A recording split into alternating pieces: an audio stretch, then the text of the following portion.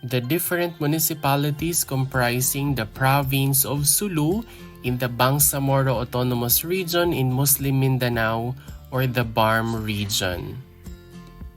The province of Sulu has Jolo as its provincial center or provincial capital. It is a part of the Mindanao Island Group in the Bangsamoro Autonomous Region in Muslim Mindanao or the BARMM region. It is composed of 0 cities, 19 municipalities, and 410 barangays.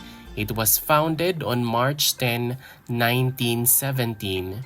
The total land area is 1,600.40 kilometers squared or 617.92 square miles. Sulu is along the southern border of the Sulu Sea and the northern boundary of the Celebes Sea. Here are the different municipalities comprising the province of Sulu in the Bangsamoro Autonomous Region in Muslim Mindanao or the BARMM region. Municipality of Bangingi with 14 barangays. Municipality of Haji Panglima Tahil with 5 barangays. Municipality of Indanan with 34 barangays. Municipality of Jolo, which also serves as the provincial center or the provincial capital with 8 barangays. Municipality of Galingalan Kaluwang with 9 barangays. Municipality of Logos with 17 barangays. Municipality of Luok with 12 barangays. Municipality of Maimbong with 27 barangays.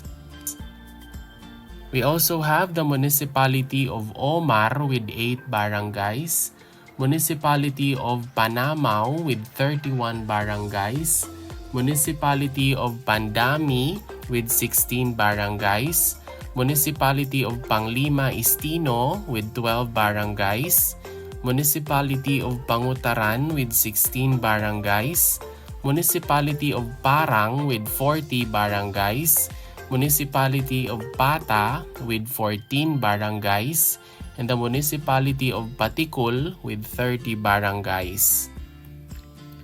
We also have the Municipality of Siasi with 50 barangays, Municipality of Talipao with 52 barangays, and the Municipality of Tapul with 15 barangays.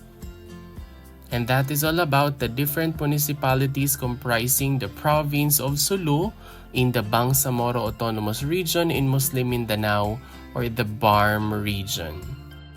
If you learned something new from this video, please don't forget to click like, leave a comment, and subscribe. Moreover, you might also want to watch the next video on the screen. Maraming salamat, thank you for watching, and see you in the next video.